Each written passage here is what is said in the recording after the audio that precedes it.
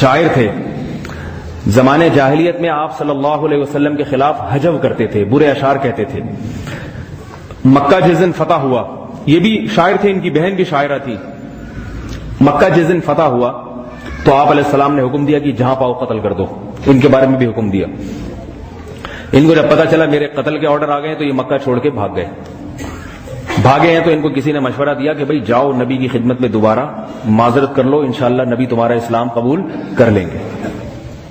تو یہ چھپتے چھپاتے آئے حضرت ابو بکر کے پاس, سفارش کے لیے مجھے لے جائیں.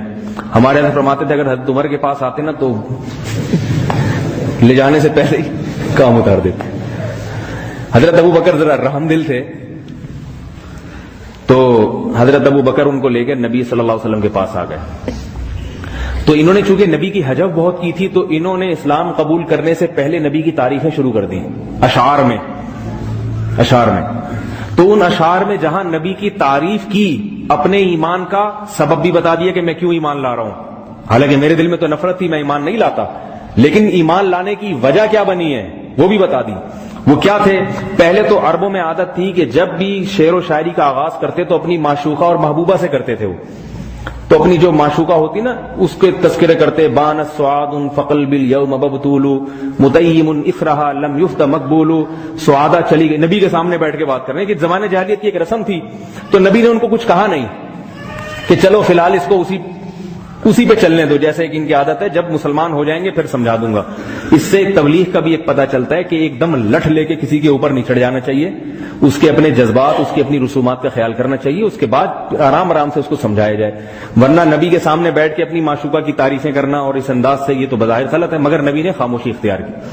تو عربوں کی عادت تھی اصل کلام بعد میں, پہلے اپنی معشوقہ کا تذکرہ. تو انہوں نے بھی اصل کلام یعنی نعتیہ کلام جو نبی کی شان میں پڑھنے والے تھے وہ بعد میں, پہلے اپنی معشوقہ کا تذکرہ. تو کہنے لگے بان السعاد, وہ چونکہ بڑا دلچسپ ہے اس لیے تھوڑا سا سنا دوں آپ کو کہ عربوں کی شاعری کیسے ہوتی تھی. بان السعاد فقل بالیوم مبتول, سعادہ چلی گئی, میرا دل ٹکڑے ٹکڑے ہو چکا ہے. متیم اس رہا, جہاں جہاں گئی دل اس کے پیچھے پیچھے ہے. لم یفدا, اور اس دل کے بدلے کوئی دوسرا دل بھی مجھے نہیں لا کے دے رہا, میرا دل تو اس کے پیچھے چلا گیا. اب سینہ دل سے خالی ہے, کوئی دوسرا دل مل جائے جو میرے قلب میں لا کے لگا دو. مقبولو, زخمی ہو چکا ہے میرا دل. آگے کہتے ہیں لاکنھا خلۃ قد سیت من دمھا فجع وولع واخلاف وتبدیل. اتنی محبوبہ ہے, اتنی خوبصورت ہے, ساری باتیں, لیکن اس میں عیب کیا ہے؟ ایسی دوستی ہے جس کے خون میں گرگٹ کی طرح رنگ بدلنا شامل کر دیا گیا ہے, جس کے خون میں جھوٹ بولنا, وعدہ خلافی کرنا. عربوں کی عادت تھی اپنی محبوبہ کی وعدہ خلافی کو بیان کرتے تھے تاکہ پتہ چلے کہ یہ نخرے والی ہے, ایسی نہیں ہے کہ جدھر کال کی فوراً پہنچ گئی. یہ کون سی محبوبہ ہے بھائی ادھر, آپ نے اس کا مطلب ہے اس کو گھر میں کوئی لفٹ کرانے کے لیے تیار نہیں ہے, جیسے ہی فون کیا ریسیو کر لیا. تو اس کی علامت ہوتی ہے اس کو کوئی دوسرا فری کرانے کے لیے تیار نہیں ہے. تو عرب اپنی معشوقہ کی شان بیان کرتے, بے وفا ہے, وعدہ کرے گی مگر پھر بھی خلافی. تو یہ اور بھڑکانے کے لیے کہ بھئی ایسی ہے کہ نو لفٹ, اتنی اچھی ہے. تو یہ اس لیے بتا رہا ہوں کہ خواتین کو بھی نو لفٹ کا لیبل لگا دینا چاہیے, پھر معاشرے میں آپ کی قدر ہوگی. جس نے چھیڑا چھڑ گئی فوراً. اس کی علامت ہوتی ہے یہ خاندانی عورت نہیں ہے. تو پہلے اپنی معشوقہ کے اشعار بیان کر کے پھر آخر میں جب نبی کی تعریف شروع کی ہے تو کیا انداز تھا, آپ یہ دیکھیے. ان الرسول لسیف یستضاء به مہند من سیوف اللہ مسلول. بے شک رسول ایک ایسی تلوار ہیں جو نیام سے نکلی ہوئی ہے. ہندی تلوار ہیں, عرب میں ہندی تلوار کی بڑی اہمیت ہوتی تھی.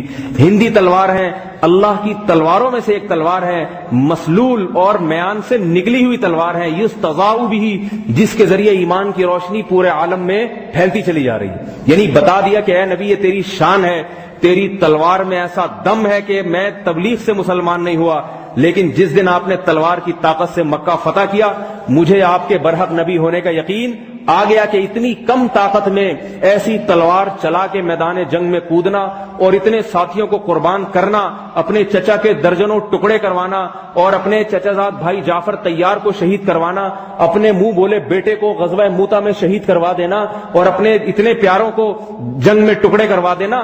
ان ٹکڑوں کے بعد اگر ان لاشوں کے پہ چلنے کے بعد اگر آپ یہ مکہ فتح کر رہے ہیں تو یہ اس کی علامت ہے کہ آپ جھوٹے نبی نہیں ہیں، آپ سچے نبی ہیں۔ اسی تلوار کی اس روشنی سے اللہ نے آج مجھے بھی ایمان کی توفیق نصیب فرمائی۔